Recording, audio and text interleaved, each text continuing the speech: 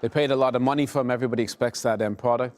And I thought today he put himself in a better position. He looked fabulous. So I think Mikel will be delighted with that performance. Great. And we had another couple of goals as well. One from a young man we know all about, and another one from a young man we're just learning a lot about. Yes, Balogun was a young player that's come on. So, you know, we know that he's going to be a good talent. We haven't seen very much of him. This is Willock again, making that run into the box. Nketiah there, little tap in, makes it look easy. But again, Willock playing in a midfield position today, but able to drive from that base and still provide an element. Sorry, it's Nelson that put the ball in. What was pleasing about Nelson was he didn't just stand out wide he got into the box. And that's what Arsenal need to do with these young players. They're playing with so much freedom. This is Balogun coming off the bench. A great moment for him. Tierney is feeding, a really good interchange and a good finish.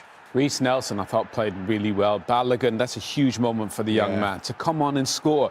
And I love the fact that shows a real team, you know, the way they celebrated with him for a young player to get his first one.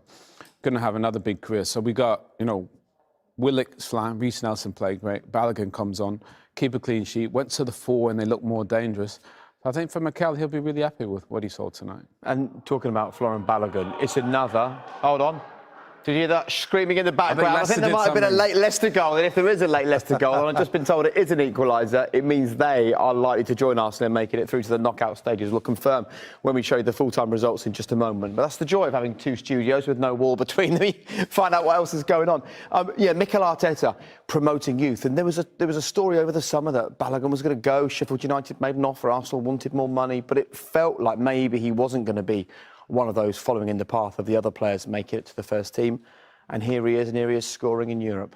But then that makes it more obvious for Arteta that the quality that he's got. If other teams are trying to take away their best players, how about Arsenal developing those and giving them that pathway into the first team? And now they can see that. The young players can see that. It's about now, can they be in the first 11? If we're saying this is the B team almost, can they break into that first team? Big game at the weekend for Arsenal. Food for thought for Arteta as to who might be able to make that next step into the first team. There was a tweet from Piers Morgan during the first half. I don't think he was too enthralled by watching Arsenal tonight. But actually, not only is it a win for them, it's another chance for us to assess playing with a back four and what it does for them in the attacking areas of the pitch. And I know you both are big fans of this. And can Mikel eventually bring it in every game they play? Yeah, but I don't think... when you look at the first half, you know, I think you want to see, obviously, goals. But I thought the blueprint and the template was good. And I thought the goals would come in the second half, and they did. So I think Mikel will be happy with it. The wingers stayed wide. They really affected the game.